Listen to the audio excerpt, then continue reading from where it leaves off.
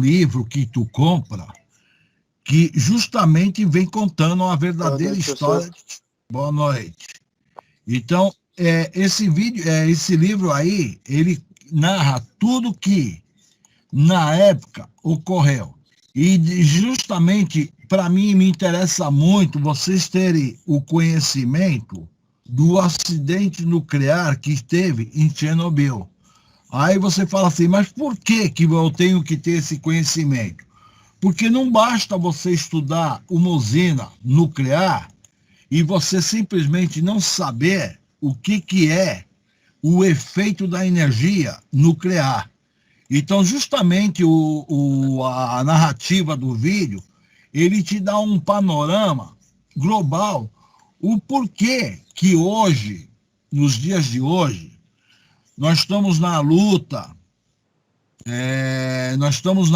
aí de busca de novas fontes de energia. E muitas vezes o cara acha assim, até bonitinho, pô, energia fotovoltaica, energia da... Hã? Boa noite, professor. Boa noite. Boa noite. Eu estou aqui chamando o pessoal, estou conversando e estou chamando o pessoal.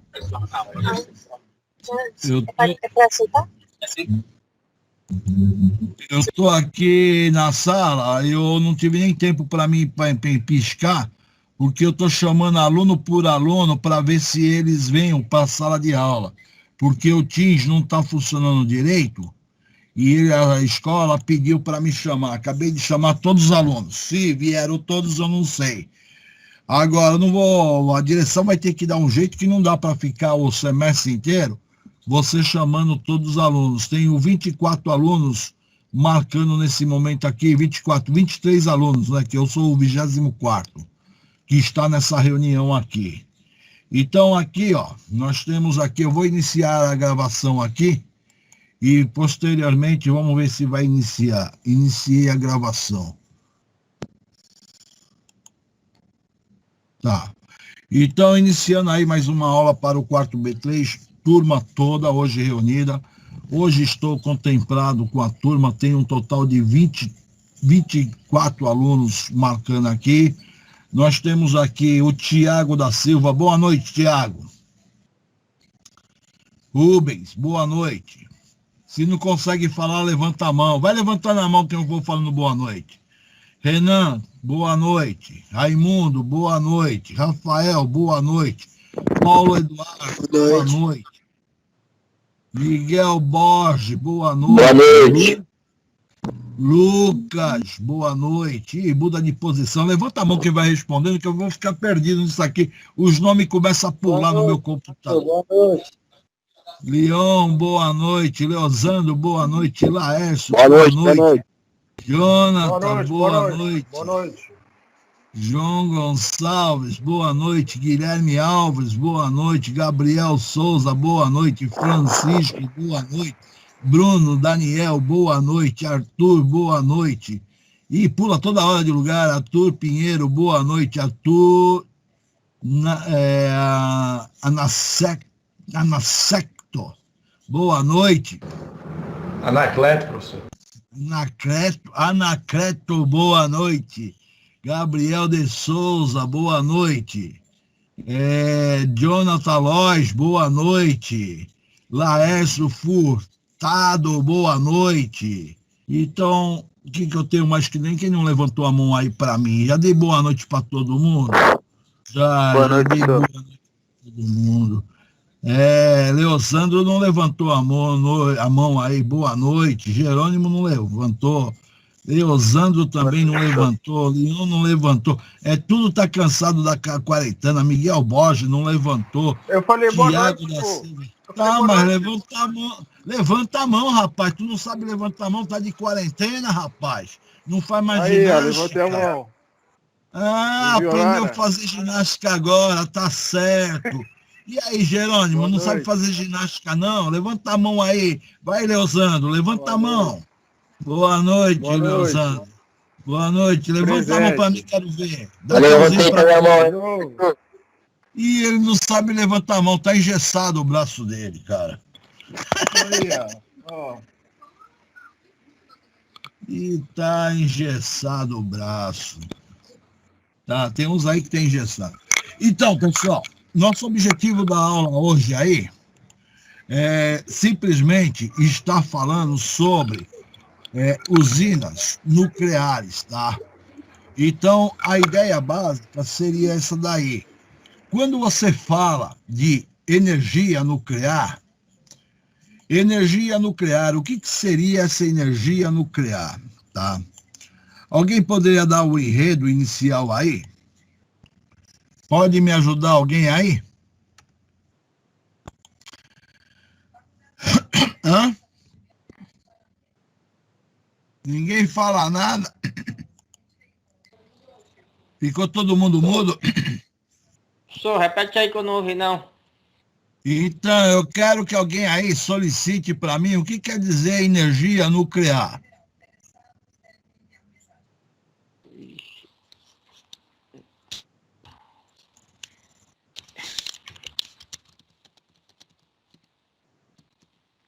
E aí, ninguém sabe nada?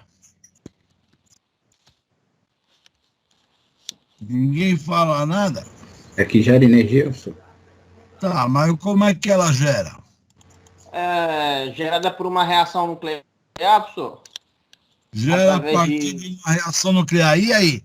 O que ele aí faz a reação nuclear? O enriquecimento de urânio.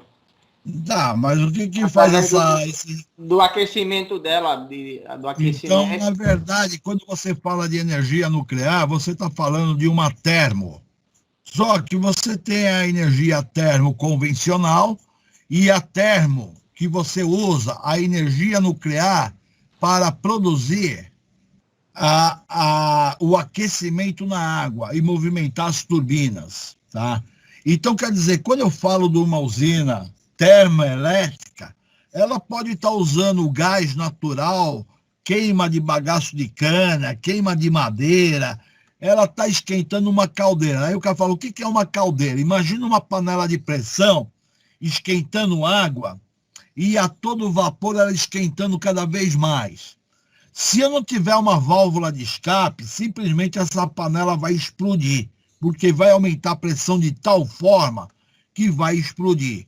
E justamente quando você fala de termo, você tem que ter a caldeira. Aí, essa caldeira injeta um vapor numa roda de turbina, e esse vapor simplesmente faz com que a minha turbina se movimenta. Inclusive, no primeiro módulo, quando eu dei aula para vocês de eletricidade básica, eu cheguei a comentar um diagrama básico de uma caldeira, como é que era a construção de uma usina nuclear e uma usina termo.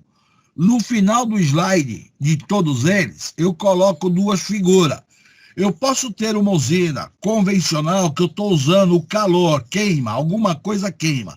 Esquenta a água, cria vapor e simplesmente esse vapor vai rodar uma roda de turbina e movimentar o eixo do gerador que está aqui dentro. E o gerador vai produzir eletricidade.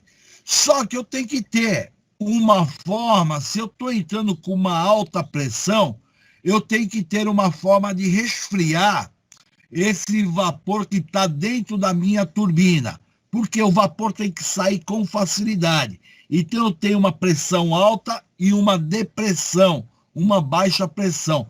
Para mim produzir essa baixa pressão, eu vou ter que ter um condensador, que a ideia do condensador é retirar o calor que está saindo da minha turbina e vai fazer essa água, esse vapor aqui, se tornar água novamente, e vou ter uma bomba que vai novamente puxar para a minha caldeira, tá? Só que, normalmente, para você construir uma usina termo, eu tenho que ter o rio, o mar, porque para mim montar essa situação de condensadora, eu pego a água do rio, do mar, e faço circular por serpentinas para poder resfriar o meu vapor que está no ciclo. Nós chamamos esse ciclo aqui ciclo de Carnot, tá? Então, esse ciclo de vapor que está tendo é um ciclo de Carnot porque está tendo um resfriamento. Agora, aqui eu estou usando justamente o movimento do meu vapor que vai, vapor, retorna aqui, eu esfrio, volta a água, bombeia a água. Só que essa água que está circulando, virando água, vapor, ela fica num ciclo fechado, ela não tem contato com o meio externo. Esse condensador, ele resfria que nem você tem um radiador do carro, circula água, mas não quer dizer que a água vai entrar dentro do motor. Circula dentro das caixas do motor, mas a água em si, ela não tem contato direto com as peças mecânicas, só retira calor, o radiador do carro. E aqui o condensador é a mesma coisa, só vai retirar o calor. Agora, quando eu falo de uma usina termo, ao invés de eu estar usando a queima de um produto aqui, seja bagaço de cana, seja gás natural, GNV, qualquer petróleo, eu poderia estar usando a queima de um gás aqui, tá? Um GLP. Já na usina nuclear, eu crio um reator onde que eu vou ter uma reação nuclear a partir de urânio enriquecido, e isso aí vai me provocar um aquecimento da minha água que está depositado dentro de uma caldeira. Então, como o reator tem contato com a água dentro da caldeira, essa caldeira começa a esquentar. Ela esquenta, cria o vapor, automaticamente eu vou ter que ter o condensador, por quê? Eu tenho que entrar na caldeira com uma alta pressão. Para ter um bom rendimento, eu vou criar uma chamada depressão. Essa depressão ela é criada com um resfriamento do meu vapor imediato. Conforme meu vapor resfria, torna-se de novo líquido, água, ele é bombeado para a caldeira. Só que aqui eu não estou usando queima de nada, eu estou usando uma reação nuclear para formar o chamado, isso aqui é chamado o ciclo de Carnot, tá? Então, nesse caso aqui, eu estou utilizando uma reação nuclear. No século XX, a ideia do homem na Terra, quando montaram as primeiras usinas nucleares, na cabeça do homem estava assim, o planeta Terra não vai faltar energia elétrica, nós temos energia elétrica para o resto dos tempos. Por quê? A energia nuclear, ela gasta pouco material para criar muita energia elétrica. E a Terra tem uma abundância muito grande de material que você tem, na verdade, silício, tem muitos materiais que simplesmente você pode criar a sua vareta para poder fazer o combustível de uma usina nuclear. Porém, aconteceu o seguinte, tudo iniciou a história em 1945, na Segunda Guerra Mundial, foi o momento inicial que o homem teve o contato com essa tal energia nuclear, que lançaram uma bomba em Nagasaki e Hiroshima, onde que deu o final da guerra dos Estados Unidos contra o Japão. Só que o homem não conhecia esse poder de energia nuclear. Isso aí aconteceu em 1945. Quando foi no ano de 1959, a União Soviética, ela simplesmente fez o quê? Ela construiu a primeira usina nuclear. Então, ela usou aquilo que destruía o homem para o benefício do homem. Construiu a primeira usina nuclear. Daí, a partir dessa história de 1959 em diante, todo o planeta começou a construir várias usinas nucleares, a França, Espanha, Estados Unidos, todo mundo se encantou com essa tal de energia nuclear.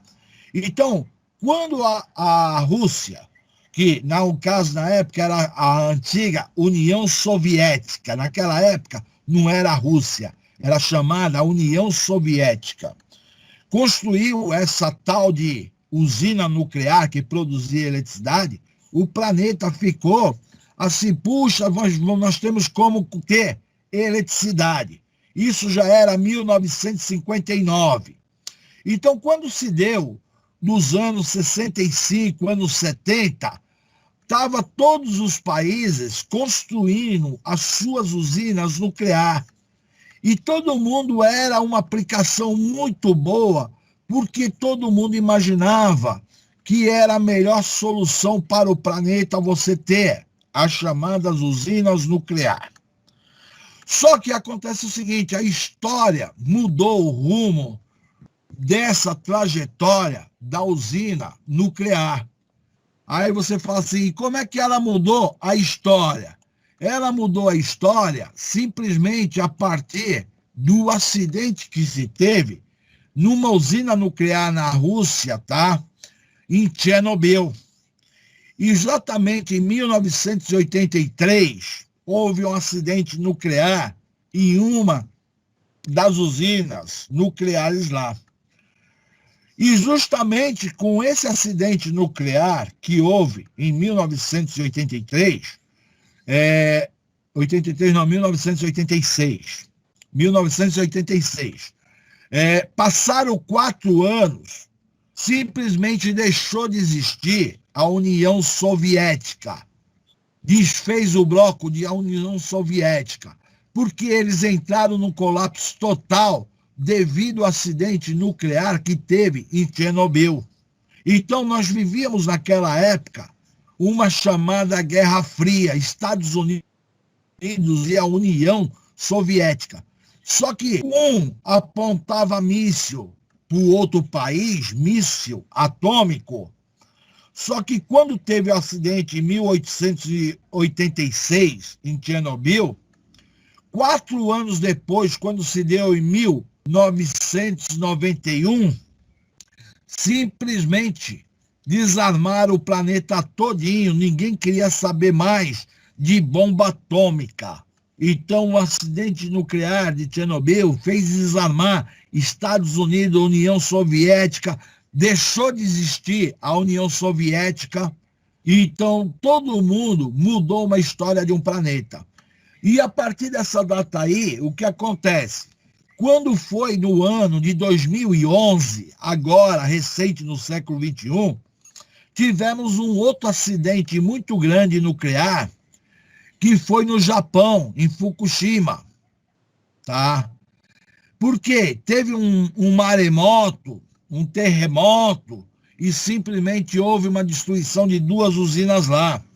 Só que para o planeta, os caras não alarmam o grau de acidente que teve em Fukushima, porque foi muito grave o que aconteceu em Fukushima em 2011, tá? Vocês nem se ligaram, alguns ouviram falar pelo jornal, mas nem sabe o que aconteceu com o acidente de Fukushima.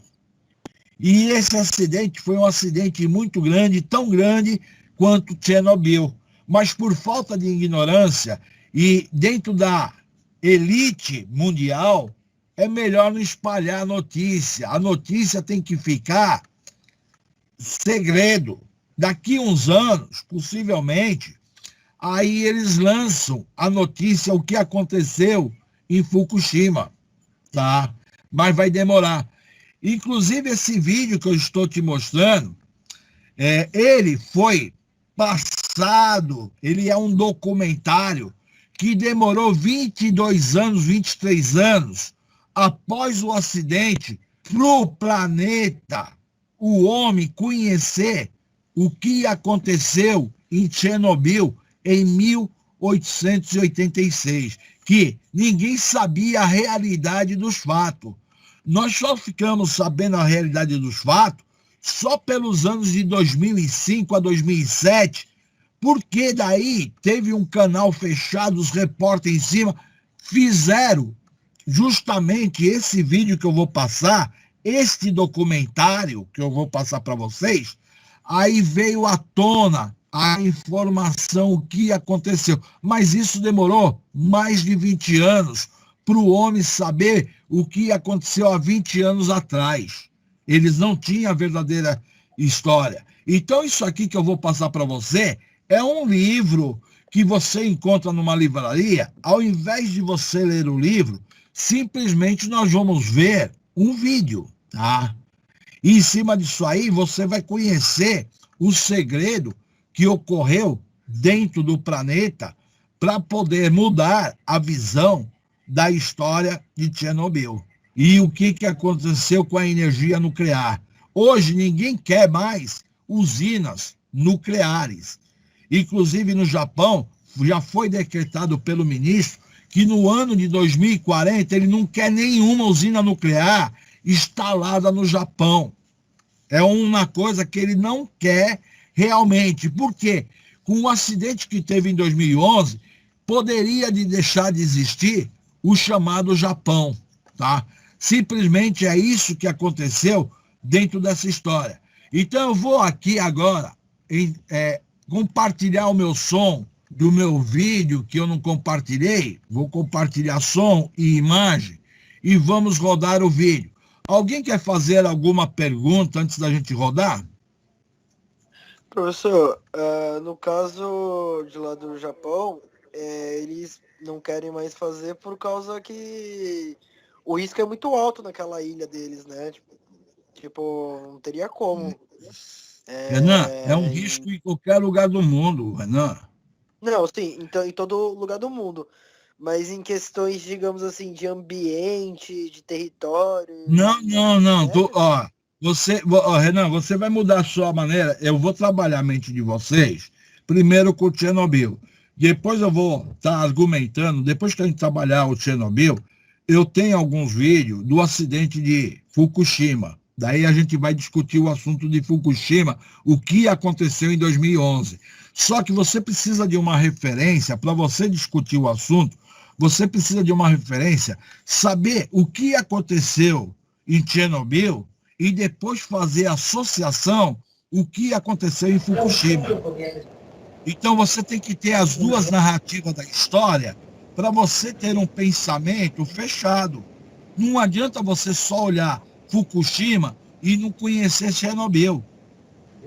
Então são duas histórias que elas estão atreladas dentro dessa evolução de tecnologia nuclear. Tá? Então vamos ver o vídeo para a gente estar vendo aí. Eu vou desligar meu microfone aqui para não perturbar o som do vídeo, não me travar meu computador. Então eu vou ficar mudo, sem falar. Mas qualquer coisa que acontecer, só vocês falar aí, eu estou aqui do lado do computador, eu escuto a fala de vocês.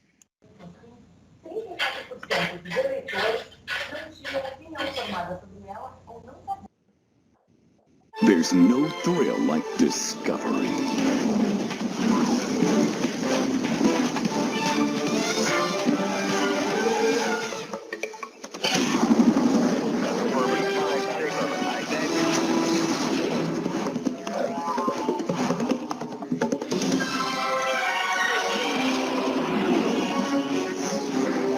The Discovery Channel.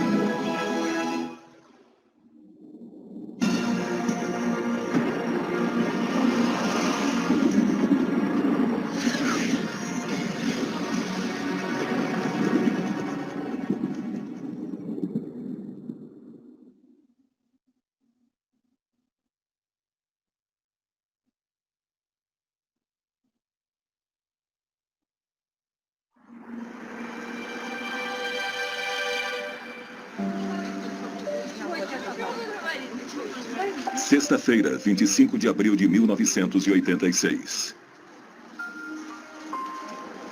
Um belo dia de primavera para os 43 mil habitantes de Pripyat, na Ucrânia. Um dia que ficará gravado na memória deles para sempre.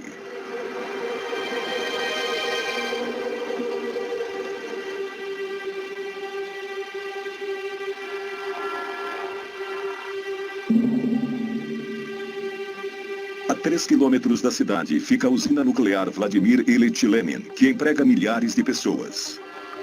Nesta noite, os 176 funcionários do Bloco 4 têm ordens de realizar um teste no sistema de alimentação automática de combustível do reator, que tem como objetivo economizar energia. À 1h23 da madrugada, os sistemas de segurança estão desativados e o teste começa. Uma série de explosões acontece dentro do reator. Enquanto o Pripyat dorme tranquilamente, o chão da usina começa a tremer.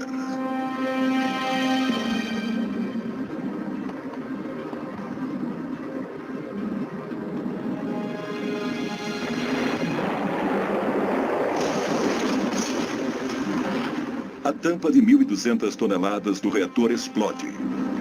Um fluxo fortíssimo de vapor radioativo começa a jorrar, espalhando urânio e grafite centenas de metros em volta da usina. Da enorme cratera, uma chuva de fogo carregada de partículas radioativas é lançada a 1.000 metros de altura. Eram várias cores muito brilhantes. Laranja, vermelho, azul. Parecia um arco-íris. Foi lindo. O pior acidente nuclear da história tinha acabado de acontecer. Recebi um telefonema bem cedo, por volta das 5 da manhã. Disseram apenas que tinha havido um acidente na usina nuclear de Chernobyl.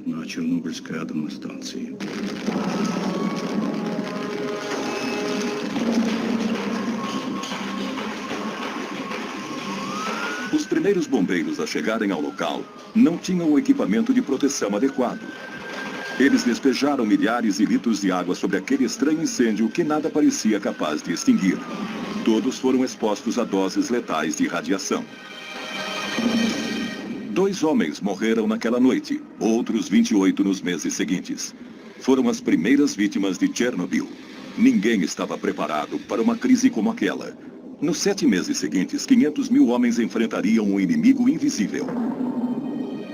Uma batalha cruel e silenciosa que ceifou a vida de milhares de heróis anônimos e atualmente praticamente esquecidos. Foi graças a esses homens que o pior foi evitado.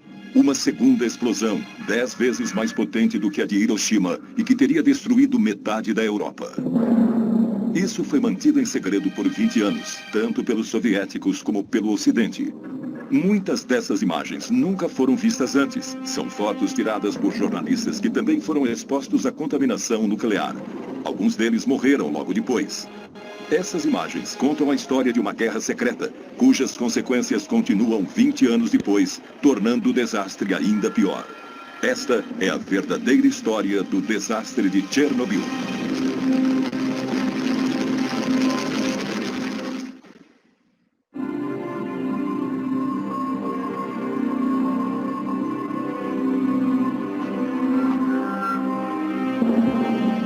Nas primeiras horas da manhã, as nuvens já tinham sido contaminadas pela coluna radioativa com mais de 1.000 metros de altura.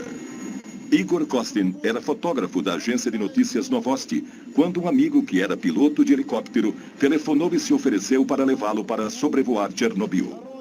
Tudo o que Kostin sabia era que algo tinha acontecido na usina durante a noite. Ele foi o primeiro jornalista a ver a enorme cratera de perto. Держи это место! Держи! Держи! Где дым идет? Где дым? Когда мы подлетели к блоку, nós nos aproximamos do bloco 4 e começamos a sobrevoá-lo.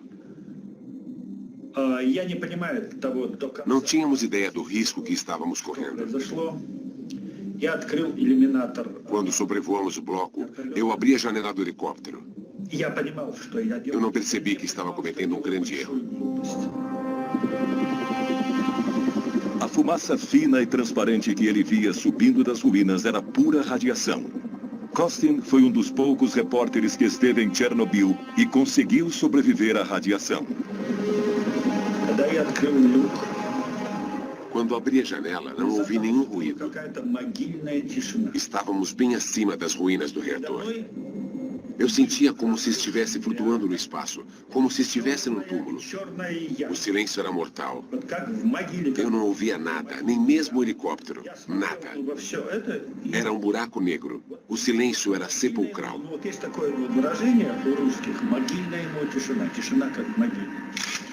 Essa é a primeira foto tirada da cratera. Depois de cerca de 1 minuto, meu equipamento começou a pifar. Não entendi o que estava acontecendo. Pensei que as minhas pilhas estavam fracas. Só pude tirar umas 12 fotos. Quando voltei para Kiev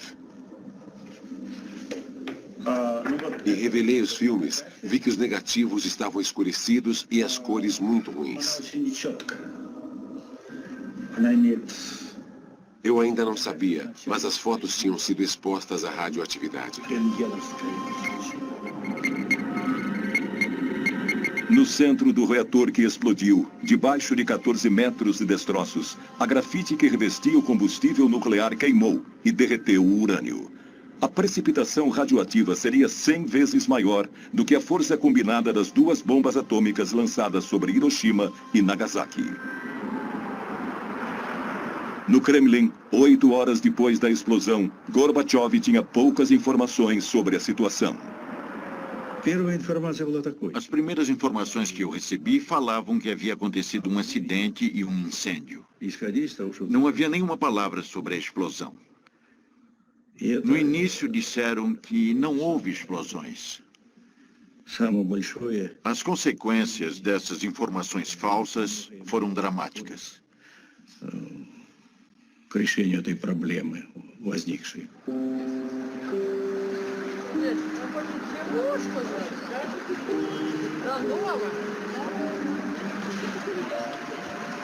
Para os 43 mil habitantes de Pripyat, a vida continuava normalmente. Eles não sabiam nada sobre o desastre a 3 quilômetros dali. As informações que tínhamos era de que tudo estava em ordem, inclusive o reator. Quando questionei o acadêmico Alexandre, ele me disse que o reator estava em segurança absoluta, que poderia ser montado na Praça Vermelha. Parecia simples como acender uma vela, como ferver água na Praça Vermelha.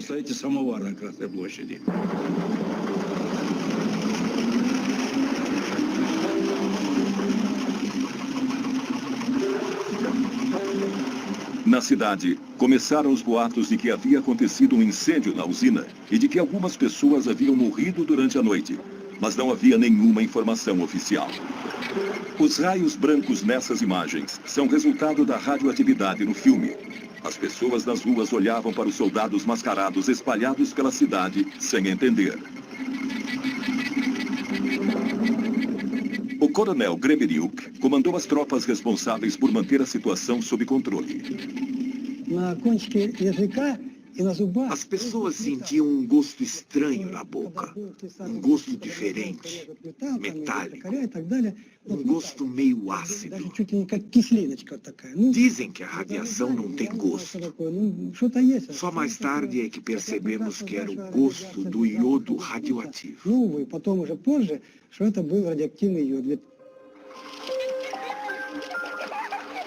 Enquanto as crianças brincavam nas praças, os homens do coronel Grebeniuk faziam as primeiras medições dos níveis de radioatividade. Naquele tempo, a radioatividade era medida em unidades chamadas Rontgens. O nível normal de radiação na atmosfera é de cerca de 12 milionésimos de 1 Rontgen. Em Pripyat, no começo da tarde, o nível era de 200 milésimos de Rontgen, 15 mil vezes mais alto que o normal. Naquela noite, o nível já era 600 mil vezes maior que o normal. Boulevard Lenin, 200. Boulevard Rukavina, 250 milirontgens. E naquela noite, 7 rontgens. Os meus subordinados já estavam começando a achar que as máquinas não estavam funcionando direito. Ou que estavam mentindo para eles. Não sabíamos que o reator ainda estava queimando e que a radiação continuava a se espalhar. Este mapa foi selado com plástico, porque ainda é radioativo.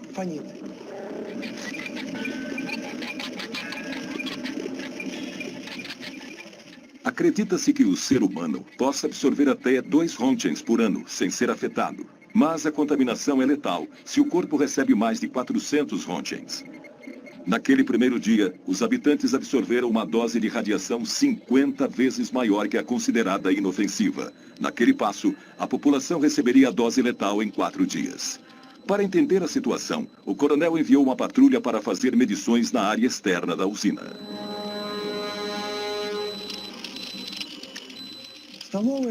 As primeiras medições foram registradas nesse mapa, 2.080 Huntins. Fiquei preocupado com meus subordinados. Como podia mandá-los entrar ali? Nesses níveis astronômicos, bastam 15 minutos para que um ser humano absorva uma dose letal de radiação.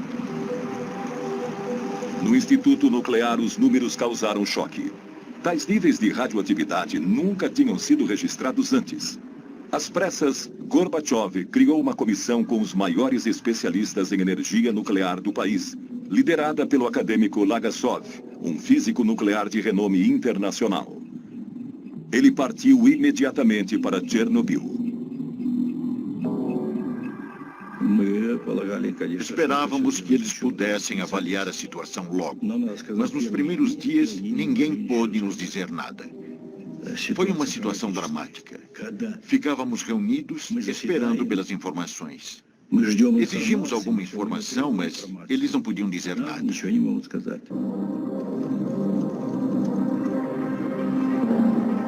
20 horas após a explosão, o nível de radioatividade continuava a subir. Naquela altura, as portas e janelas já deveriam estar seladas e a população deveria estar tomando pílulas de iodo para combater os efeitos da radioatividade, mas nada disso tinha sido feito. Apesar da tensão crescente na cidade, a população ainda não tinha sido informada da situação. Na época, Yulia Marchenko tinha apenas 5 anos. Ela morava em Pripyat com a família. O pai dela trabalhava na usina. Meus pais me levaram para a escola como sempre.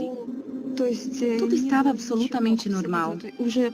Meu pai já sabia que tinha havido um acidente, mas nenhuma precaução tinha sido tomada ainda. 30 horas após a explosão, as primeiras medidas de segurança começaram a ser tomadas. Mais de 1000 ônibus chegaram. Às 2 da tarde, o exército anunciou que todos os moradores iriam ser retirados da cidade.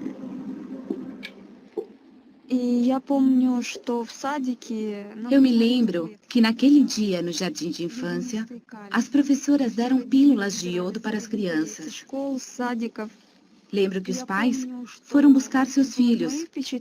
Todo mundo estava apressado, correndo de um lado para o outro, mas não havia pânico.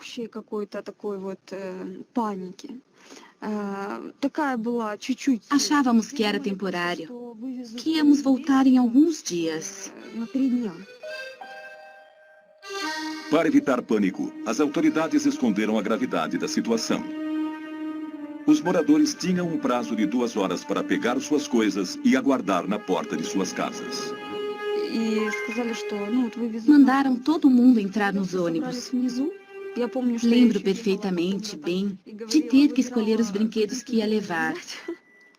Eu tinha muitas bonecas e queria levar todas, mas não podia. Não podíamos nem levar roupas mais pesadas. As pessoas tiveram que abandonar tudo o que possuíam, deixar toda a vida para trás. Eles nunca mais iriam voltar. Um idoso não quis ir nos ônibus. Ficou para trás. Seu corpo foi encontrado algumas semanas depois. As pessoas não acreditavam no que estava acontecendo. Pensaram que estavam sendo enganadas. Os mais velhos lembravam da ocupação alemã e diziam que em 1941 havia bombas, mas que agora não havia nada. Eles não acreditavam num inimigo invisível, mas não havia tempo para explicações. Meus soldados e eu estávamos apenas cumprindo ordens.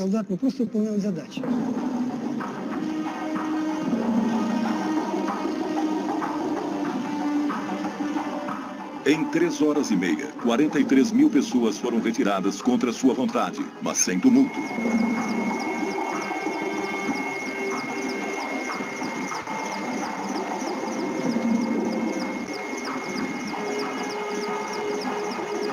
Os ônibus começaram a levar os primeiros refugiados atômicos da Europa.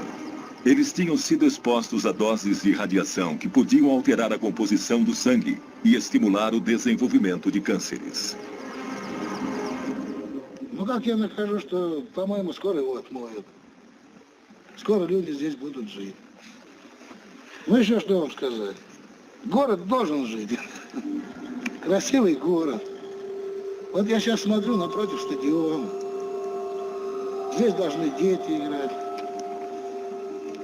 Ну, без риска, по-моему, нигде нельзя.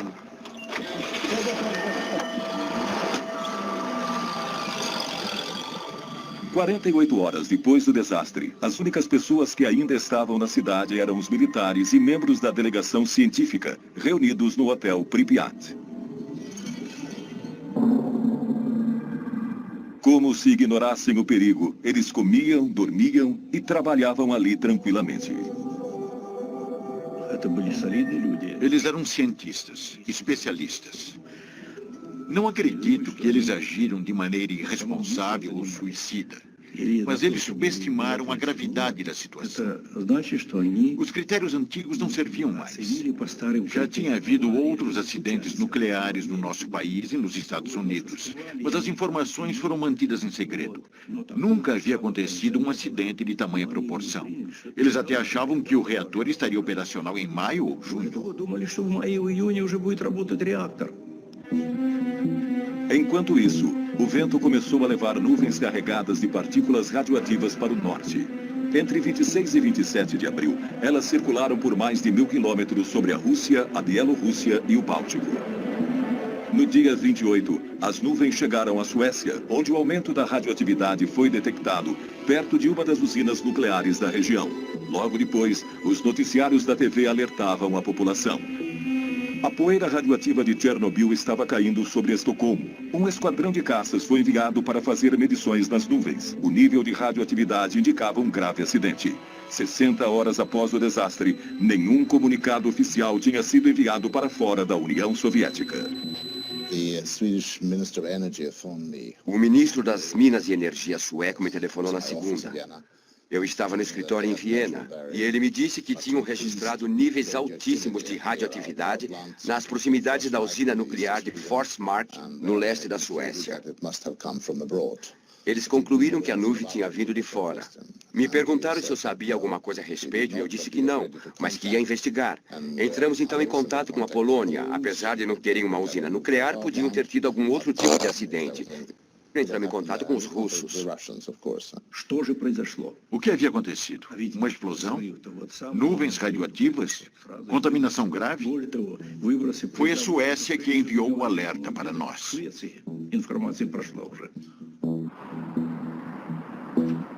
3 dias depois do acidente, enquanto Gorbachev ainda estava tentando reunir dados, os satélites espiões americanos e europeus se voltaram para a União Soviética e descobriram as ruínas da usina ucraniana. A fumaça que saía da enorme cratera aparecia claramente nas imagens.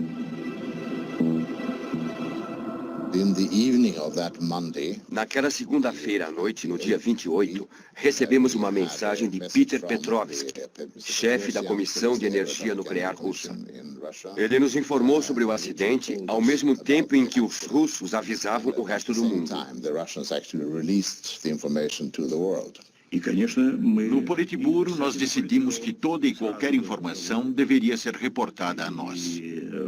Por isso, chamei a KGB e ordenei que eles acompanhassem tudo o que estava acontecendo lá e que nos transmitissem todas as conversas dos cientistas. Mandei que enviassem aquelas informações a mim, pessoalmente.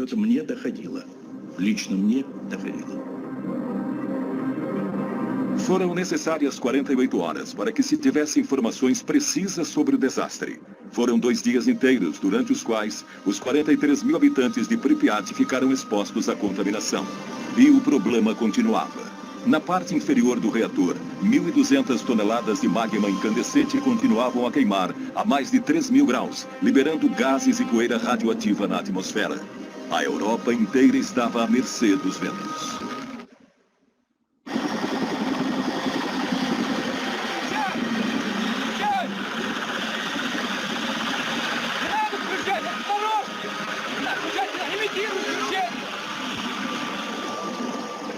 No terceiro dia da crise, Moscou enviou o general Antotkin e 80 helicópteros para combater e acabar com o incêndio.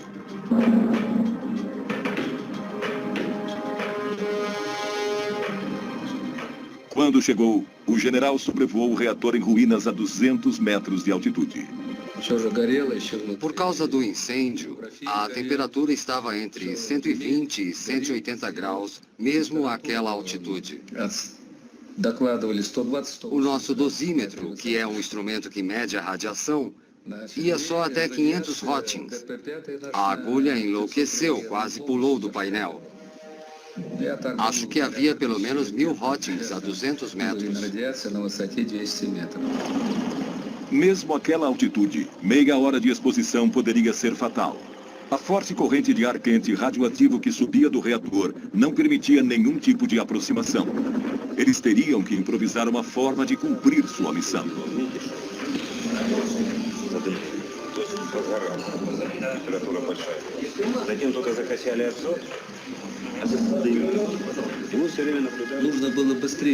Algo tinha que ser feito o mais rápido possível.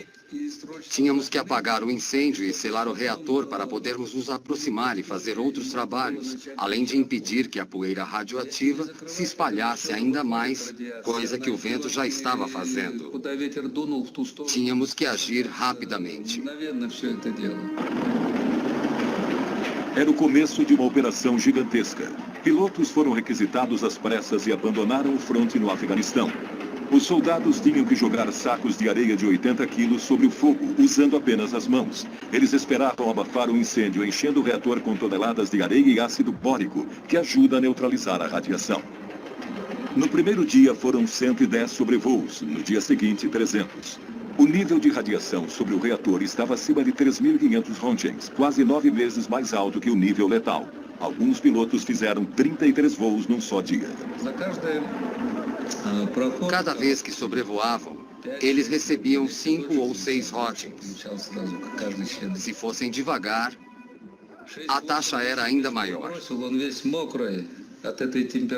Após jogarem 6, 7, 8 sacos, ficavam encharcados de suor por causa do calor. Depois de algumas missões, meus soldados iam se lavar e comer, mas logo começavam a vomitar.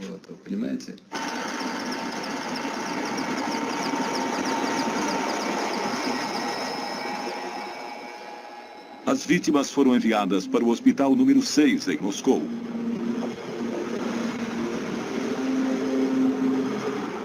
Era o único hospital no país especializado no tratamento de doenças e problemas causados pela exposição à radiação.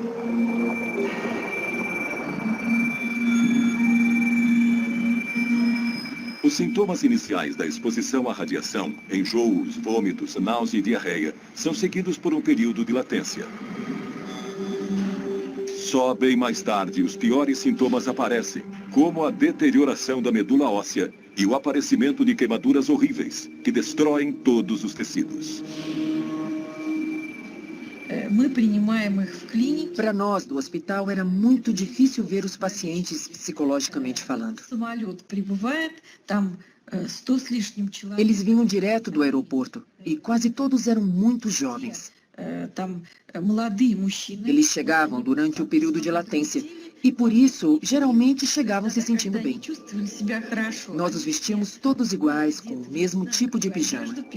Eles chegavam brincando, mas nós já sabíamos que muitos deles iam morrer. 27 morreram bem depressa.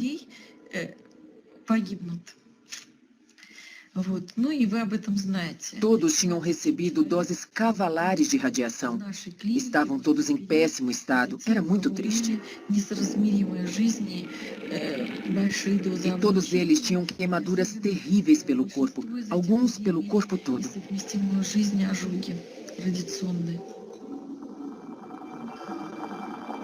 Durante 15 anos, as autoridades reconheceram apenas esses primeiros casos como vítimas de Chernobyl.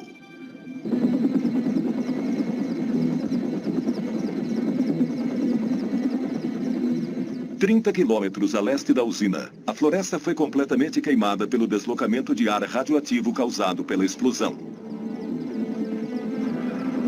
Mas a área do desastre já tinha se espalhado muito mais. Desde a explosão, as partículas radioativas levadas pelas nuvens começaram a cair como a chuva. Muitas regiões em várias partes da Ucrânia, Bielorrússia e Rússia foram contaminadas. No dia 1º de maio, o vento mudou e também contaminou algumas áreas em Kiev, como mostra um mapa desenhado a partir das leituras feitas pelos homens do coronel Grebeniuk. As áreas mais contaminadas aparecem em vermelho, cercadas pelas áreas onde o nível de radiação era normal.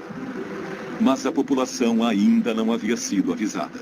Houve apenas um relato, um minúsculo artigo de rodapé na página 3 do Pravda, que minimizava a gravidade do acidente e dizia que o perigo já tinha passado. A situação era crítica, mas eles agiam como se nada estivesse acontecendo. Seguiram com as comemorações do 1º de maio. Era como se o país se recusasse a reconhecer a situação. Foi a segunda fase do grande desastre de Chernobyl. 6 dias depois do acidente, apesar dos níveis de radiação milhares de vezes mais altos que o normal, as autoridades incentivavam as pessoas a participar do 1º de maio, mesmo onde se sabia que a contaminação era grave. Em 1986, assisti às comemorações do 1º de maio. Eu estava lá, testemunhei. Era a Parada dos Mortos.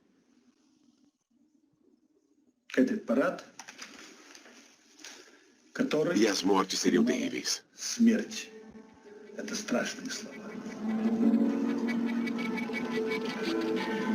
Estranhamente, todos os registros do 1º de maio de 1986 desapareceram do Arquivo Nacional da Ucrânia. Só restaram as fotos de Igor Kostin. Sherbitsky, o primeiro secretário do partido na Ucrânia, também participou das festividades com a família, inclusive os netos. Claro que era muito importante para nós evitar o pânico. Se pelo menos soubéssemos qual o nível de radioatividade no ar. Quantas pessoas foram contaminadas durante as comemorações? Nenhum único estudo foi publicado ainda. Vladimir Sherbitsky, primeiro secretário do Partido Comunista Ucraniano, cometeu suicídio pouco depois.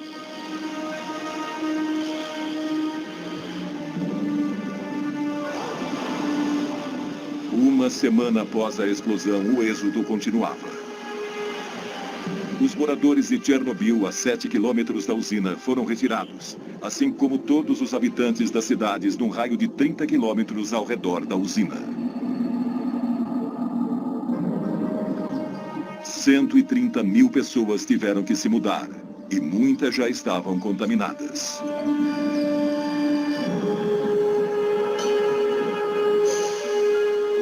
Uma área de 300 mil hectares na Ucrânia e Bielorrússia foi abruptamente evacuada e isolada do resto do mundo.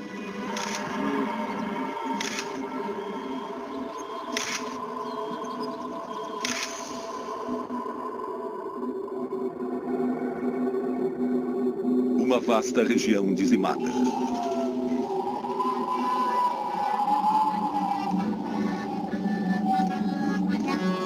Toda uma cultura arrancada de sua terra natal.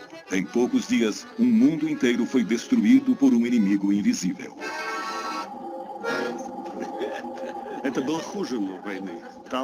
Foi pior do que a guerra. Porque você não via o inimigo. Na guerra, você vê os canhões, as metralhadoras, os tanques.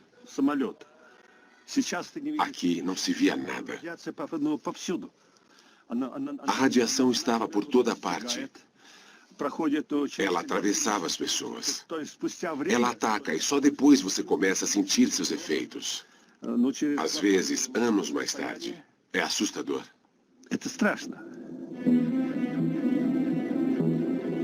Enquanto isso, a nuvem radioativa continuava avançando sobre a Europa, passando sobre a Bavária e o norte da Itália. A chuva levou o Césio 137 e o iodo 131 para o sul da França e a Córcega. Plantações e pastos foram contaminados. Enquanto as autoridades francesas negavam a presença da nuvem, ela alcançou a Grã-Bretanha e se espalhou até a Grécia. Em Chernobyl, o nível de radioatividade continuava a aumentar. 6.000 toneladas de areia e ácido bórico cobriram a cratera, mas no subsolo a gigantesca massa de magma incandescente continuava ardendo. 10 dias depois do desastre, Gorbachev convidou pessoalmente Hans Blix, o diretor da poderosa Agência Internacional de Energia Nuclear, para visitar o local. Foi o primeiro especialista e o primeiro ocidental a visitar Chernobyl.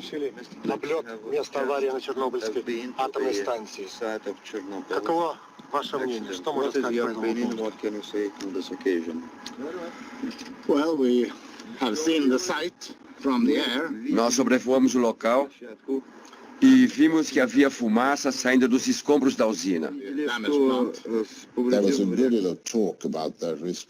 Falou-se sobre o risco de uma segunda explosão. Falaram sobre isso quando estávamos em Moscou. Um amigo nosso, parente de um dos especialistas, ligou para ele e disse que havia rumores de que um segundo reator poderia explodir também.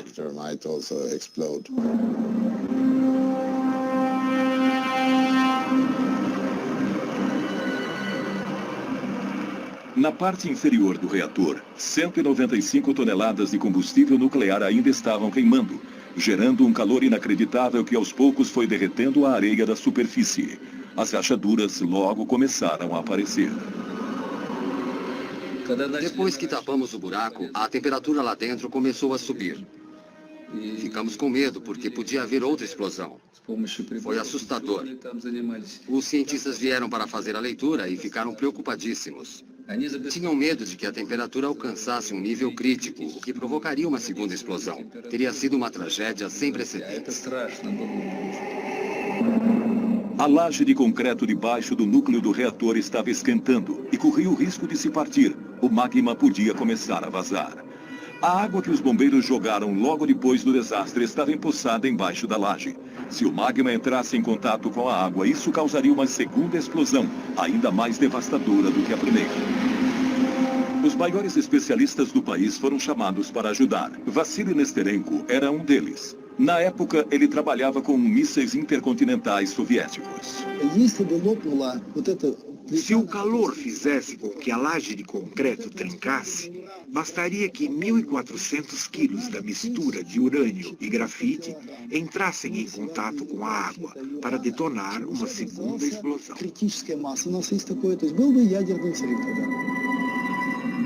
Essa explosão seria comparável à de uma bomba atômica gigantesca.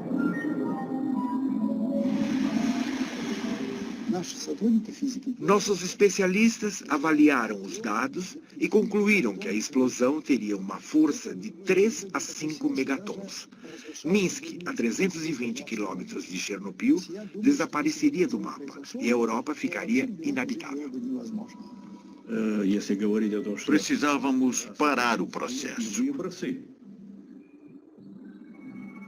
Se ele continuasse, teria sido uma catástrofe nuclear. Teria sido um desastre sem precedentes.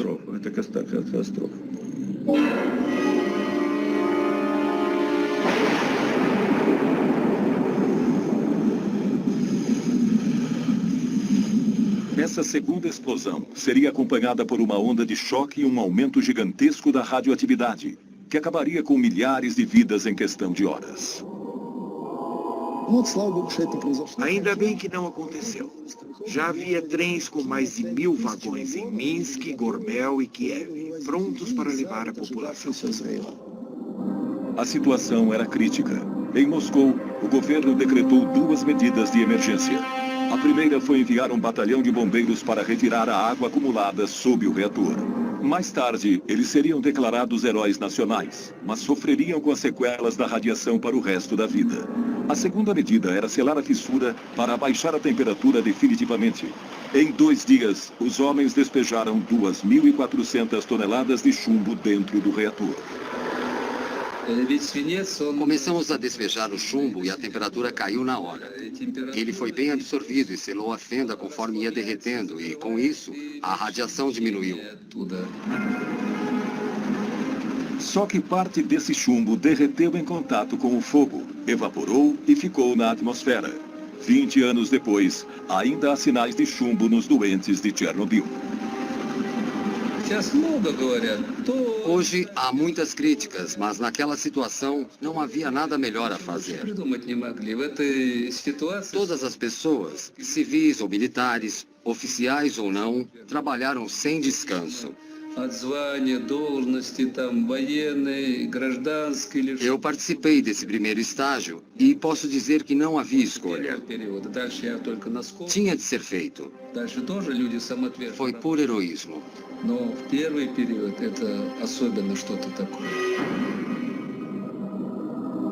Durante a operação, 600 pilotos foram contaminados.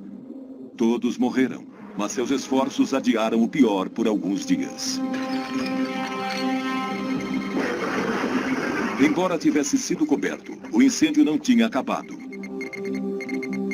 Sobrevoos com helicópteros não iam resolver o problema.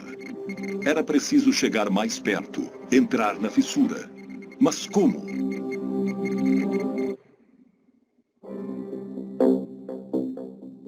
Diante da ameaça de uma segunda explosão, as medidas de emergência continuaram.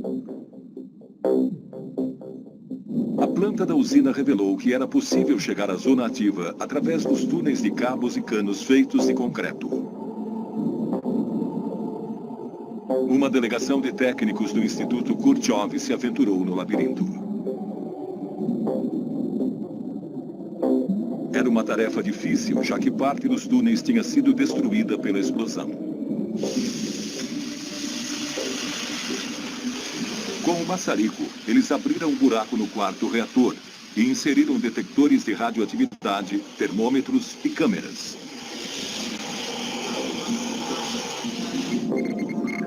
O resultado foi aterrador. Os níveis de radiação eram astronômicos e o que eles mais temiam se confirmou. O magma quente tinha trincado a laje de concreto, vazado para uma área inferior vazia e agora ameaçava se infiltrar ainda mais. O risco de haver uma explosão era de 5, 10%. Drenamos a água debaixo do reator, mas era preciso fazer mais.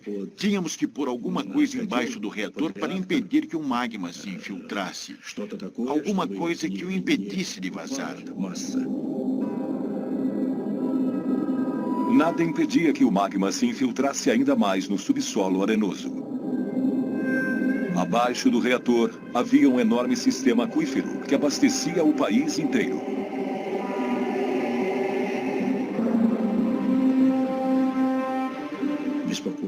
O que mais nos preocupava era que todo aquele magma podia fazer tudo ruir de uma vez e chegar ao lençol subterrâneo, que contaminaria os rios Dnieper, Nyesma e Kiev e o Mar Negro.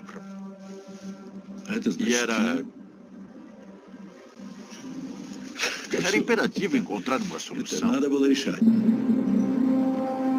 Cogitou-se uma nova operação, mas que causaria mais mortes. No dia 12 de maio de 1986, 17 dias depois da primeira explosão, os mineiros de Tula, a 1000 quilômetros de Chernobyl, receberam a visita do vice-ministro de Minas e Energia.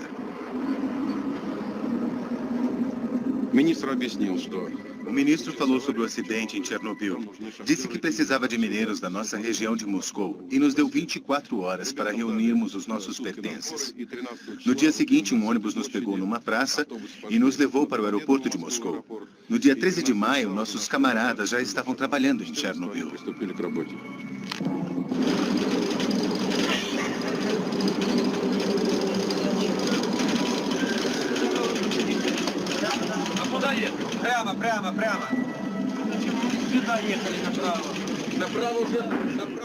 A missão deles era chegar ao reator pelo único caminho possível, o subterrâneo.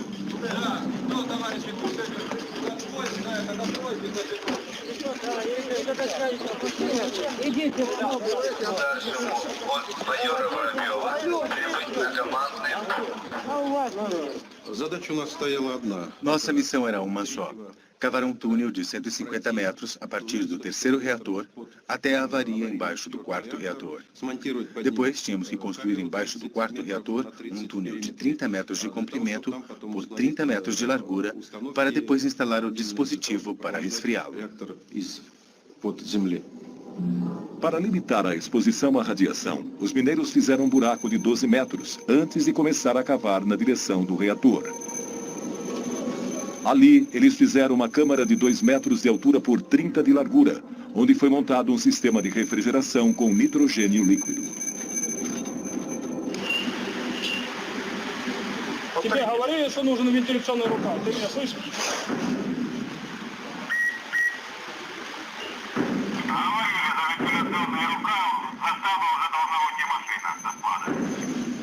Em um mês, 10 mil mineiros da Rússia e da Ucrânia desceram ao túnel. Todos tinham entre 20 e 30 anos. Lá dentro não havia ventilação, e por isso a temperatura chegava a 50 graus. A radioatividade era de no mínimo 1 Rontgen por hora.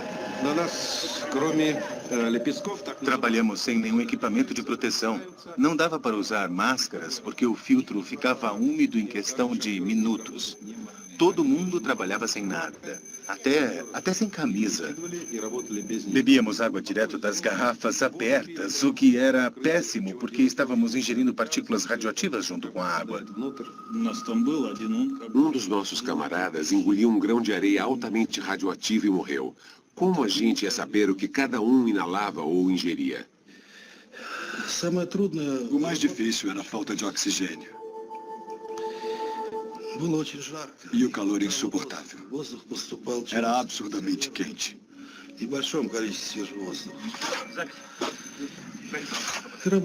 O pior era que precisávamos trabalhar rápido. Trabalhar sem descanso.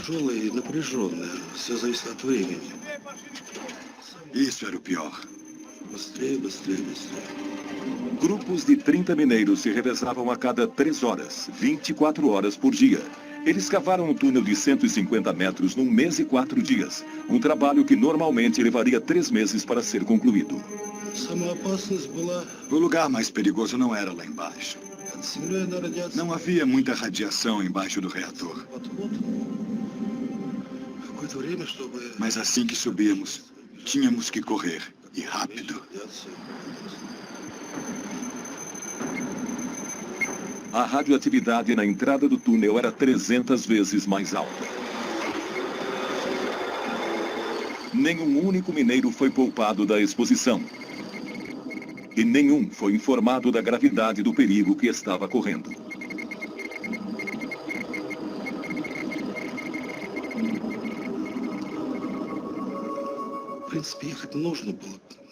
Alguém precisava fazer aquilo. Se não fôssemos nós, seriam outros. Nós cumprimos nosso dever. Se devíamos ter aceitado, é muito tarde para julgar. Eu não me arrependo.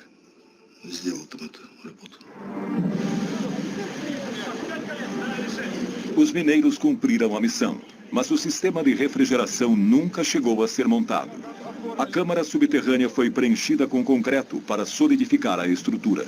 Segundo dados oficiais, cada mineiro recebeu de 30 a 60 Rontgens, mas os sobreviventes afirmam que receberam até 5 vezes mais.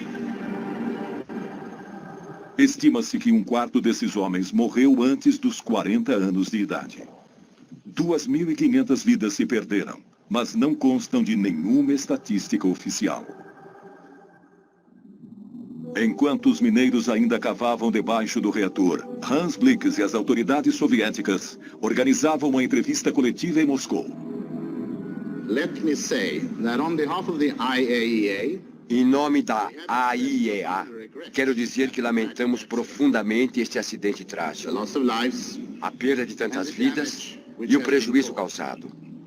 Fizemos um acordo com as autoridades soviéticas que irão a Viena para analisar as consequências do acidente. Perante 500 jornalistas do mundo todo, Blix anunciou uma conferência internacional em Viena, onde os soviéticos forneceriam todas as informações sobre o desastre. To analyze the accident. O resultado mais importante da entrevista coletiva foi que o povo russo passou a acreditar no governo. As pessoas estavam acostumadas a nunca acreditar no que o governo dizia, porque ele sempre omitia informações. O povo nunca sabia de nada. Então, quando ouviram as notícias do acidente, ficaram com medo que fosse pior. E era. Foi terrível com certeza, mas de alguma forma passaram a confiar no governo. Foi uma vitória da Glasnost. Os soviéticos concordaram em cooperar com o Ocidente. Foi uma mudança histórica que deu início a uma abertura conhecida como Glasnost, uma vitória política de Gorbachev. Em Chernobyl, embora o incêndio tivesse sido controlado, a fissura e as toneladas de lixo radioativo estavam expostas aos elementos. Era mais do que urgente cobrir a estrutura danificada e limpar a área. Para tanto, seriam necessários mais homens, muitos mais.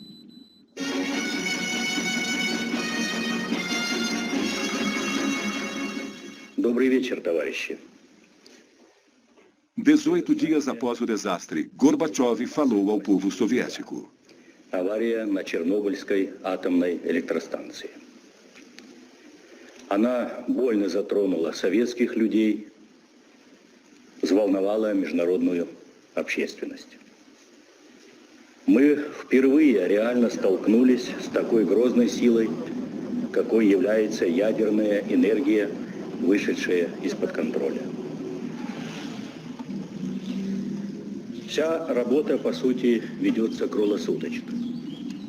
Задействованы научные, технические, экономические возможности всей страны. O país todo foi mobilizado. Nada de formalidades burocráticas. Se alguém tinha o que precisávamos, pegávamos. A preocupação com os custos ficou para depois. Pegávamos tudo de que precisávamos. Era uma situação de emergência. O general Nikolai Tarakhanov comandou as tropas terrestres. Em apenas um ano, 100.000 soldados e oficiais passaram por Chernobyl. Eram todos reservistas. Foram convocados pelas autoridades das cidades onde viviam e enviados para o fronte. Militares ou civis, oficiais ou soldados rasos, eles ficaram conhecidos como liquidadores, um termo inventado naquela situação. Sua missão, liquidar, acabar com a radioatividade. Сначала ходишь первые дни, прячешься, одеваешь маску, а потом уже забываешь, даже на производстве уже забываешь одевать ее. Уже как дома, чувствуешь себя действительно, привыкаешь здорово. Все улыбаются, все довольны. Водку не продают.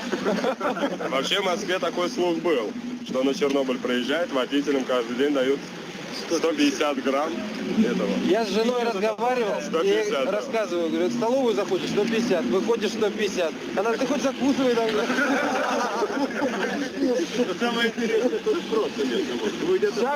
Igor Kostin era um dos 5 repórteres autorizados pelo Kremlin a fazer a cobertura. Fato inédito num país onde tudo era mantido em segredo. 3 dos seus colegas já haviam morrido. Não havia títulos. Nada de ministros, generais ou soldados. Ninguém dizia, eu sou general, faço o que eu mando. Todo mundo estava fazendo o melhor que podia. E foi assim que começou a operação batizada de liquidação do acidente de Chernobyl. 100.000 soldados, além de 400.000 civis, operários, engenheiros, enfermeiras, médicos e cientistas de cada república soviética passaram por Chernobyl. A União Soviética estava travando sua última e maior batalha. 500.000 pessoas. Havia mais homens em Chernobyl do que os que lutaram contra Napoleão.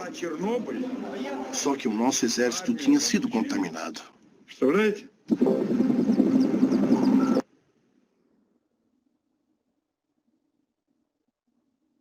Pessoal, vamos lá, para não ficar muito tarde aí. Renan quer falar alguma coisa aí, Renan? Foi tudo questão política. Os caras encobertaram tudo e ferraram com a reputação da energia nuclear. É isso que eu tenho a falar. Não, calma lá. Depois é o seguinte, eu vou trabalhar aí em Fukushima depois, tu vai entender a situação, cara. Tu vai entender. Só que isso aí é um trabalho que eu gosto de fazer, que é o seguinte. O vídeo que a gente está assistindo é um livro que a gente está vendo uma história. Então, quer dizer, quando você participa de uma área, que nem eu disse para vocês, que nós estamos iniciando a disciplina agora e vocês ainda estão confusos na ideia. Eu tenho 2 tipos de conteúdo na disciplina. Uma é de falar sobre proteção das linhas, falar da ANEEL, do ONS. Um outro é interagir, meu aluno técnico de eletrotécnico, ter a compreensão das fontes de energia, de que maneira que nós temos essa evolução de energia. Então, é fazer o cidadão crescer como um todo no pensamento tecnológico. Porque você, quando passa a ser um técnico, você tem que ter uma visão ampla dentro da área técnica, seja eólica, seja da maré. Você tem que ter um conhecimento um pouco de cada e ser capaz de discutir o assunto. Então, justamente quando eu estou fazendo esse trabalho do vídeo, eu jamais, não adianta eu contar a história, eu contando. Então, esse documentário aí, houve um envolvimento de muita gente trabalhando, montando um arquivo, montando um livro. Tem esse livro na livraria para você comprar. Mas só que justamente fica mais dinâmico quando é um vídeo que te mostra os fatos acontecendo. Agora, eu não quero chegar assim, a minha opinião é essa, passar para você a minha personalidade. Você vai criar a sua personalidade, a sua visão tecnológica em cima da energia nuclear num contexto global, vendo o que aconteceu no planeta.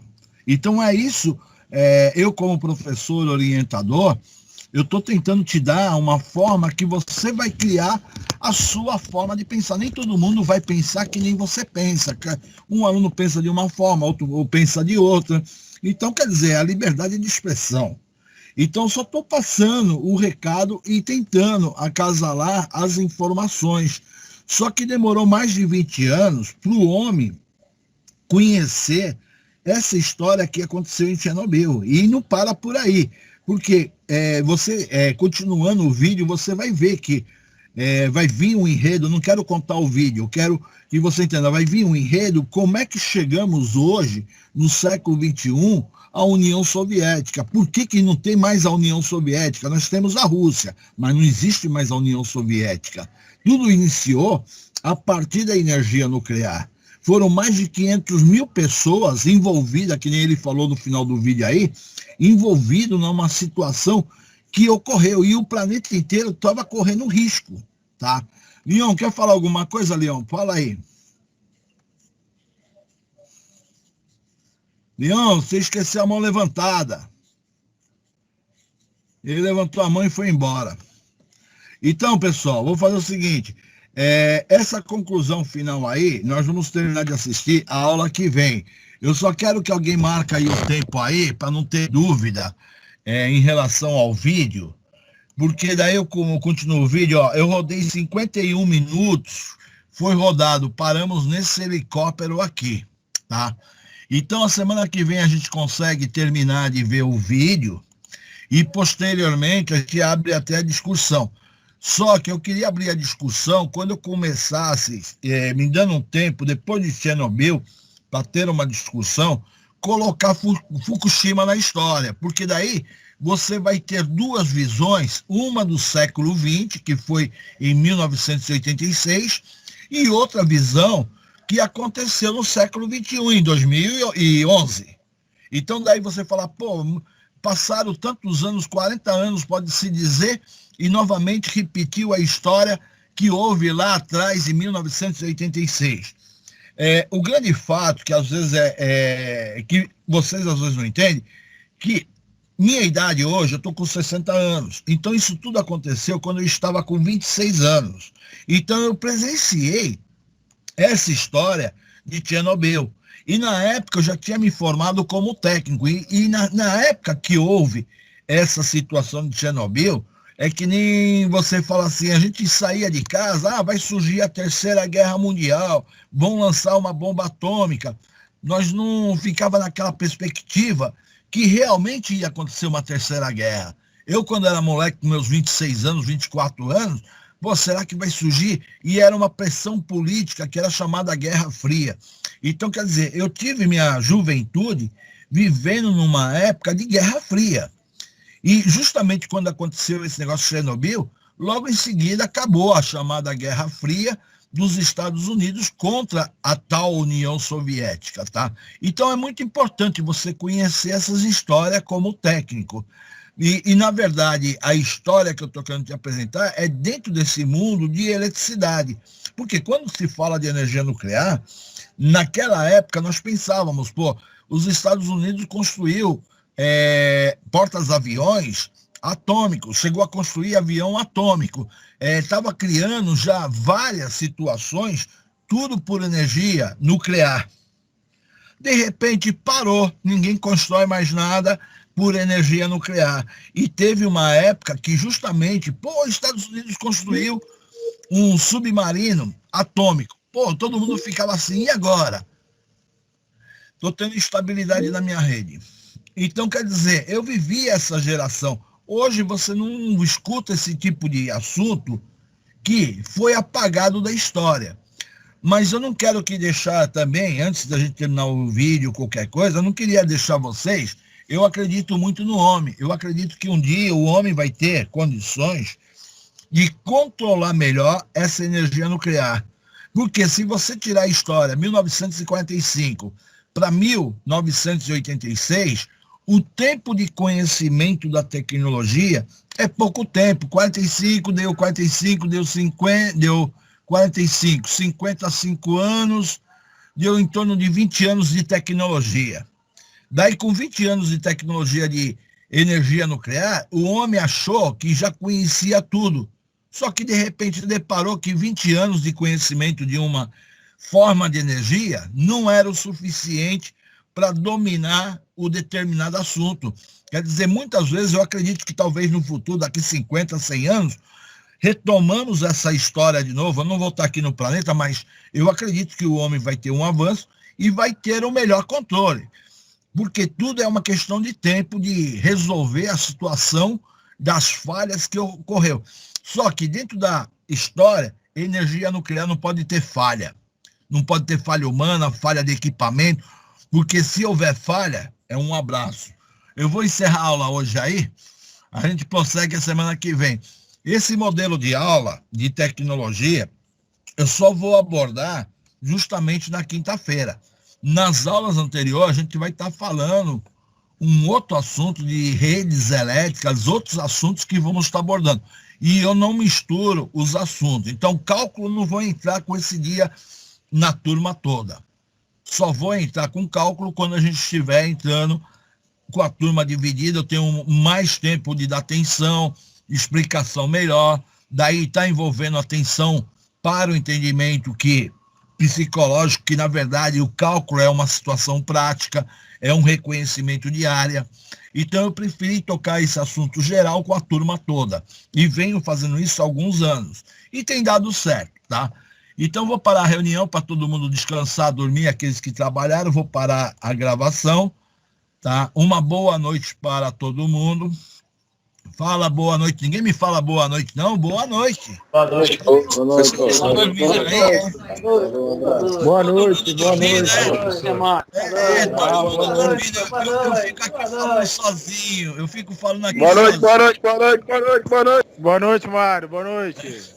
Eu fico... Olha lá, o João Gonçalves está com a mão levantada até agora. Ele foi dormir e esqueceu a mão levantada. Vai dar cãibra de manhã, cara. A mão? Ele vai de manhã vai dar cãibra, cara. O cara dorme com a mão levantada. É jogo duro, cara. Então, um bom final de semana para todo mundo. Semana que vem a gente toca, tá? Beleza? Boa noite. Nós temos que dar um ânimo aqui, senão a gente vai ficar perdido, viu, pela internet aí, esse papo aí. Eu tô falando com a minha máquina aqui. E coloca umas fotos mais bonitas aí, caramba. Não tem que ficar aqui olhando esses bagulho aí, umas fotos. Tá louco, rapaz. Melhor esse visual. Muda o semestre, muda a foto, né? Um abraço. É que essa daí fica pra eternidade, valeu? Um abraço pra todo mundo. Vou encerrar a reunião.